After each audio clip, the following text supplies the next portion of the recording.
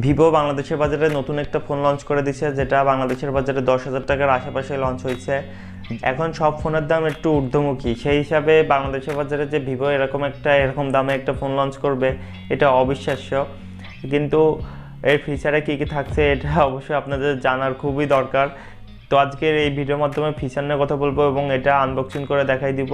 অবশ্যই ভিডিওটা সম্পূর্ণ দেখতে থাকুন।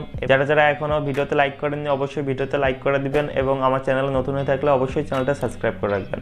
তো চলুন আর দেরি না করে আজকের ভিডিও শুরু করা যাক।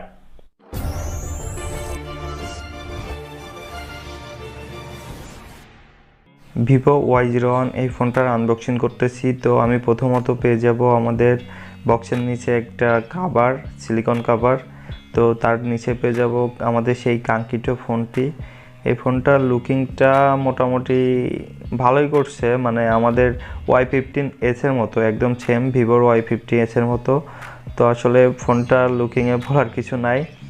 এবং ফোনটা রাখার পরে আমি পেয়ে যাব একটা টাইপ বি পোর্টের কেবল এবং একটা চার্জার, যেটা 10 ওয়াটের একটি চার্জারটা মোটামুটি ভালো চার্জ হবে আশা করা যায়। তো এই যে আমাদের সেই ফোনটির লুকিংটা অনেক ভালো। এটাই বক্স কন্টেন্ট। এখন বলবো এই ফিচার নিয়ে। প্রথমে বলবো এর ডিসপ্লে নিয়ে। তো ভিভো y01 এই ফোনটার ডিসপ্লেতে রাখা হয়েছে 6.51 ইঞ্চি IPS LCD ডিসপ্লে, যার PPI 270। এই ফোনটার মেন ক্যামেরাতে রাখা হয়েছে 13 মেগাপিক্সেল এবং ফ্রন্ট ক্যামেরাতে রাখা হয়েছে 5 মেগাপিক্সেল। এবার বলবো এর পারফরমেন্স নিয়ে।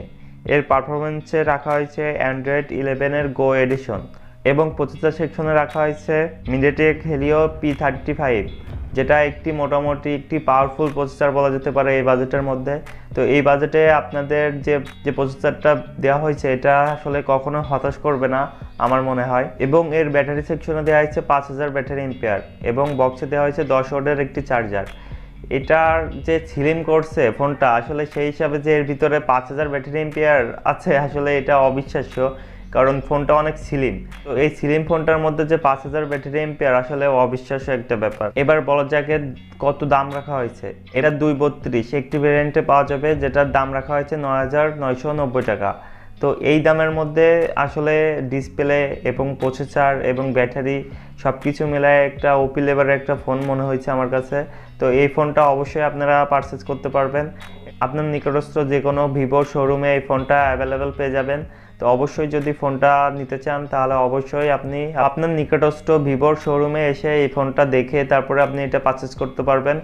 যারা এখনও ভিডিওতে লাইক করেননি এবং সাবস্ক্রাইব করেননি অবশ্যই সাবস্ক্রাইবটা করে রাখবেন, যাতে পরবর্তী ভিডিও মিস না হয়।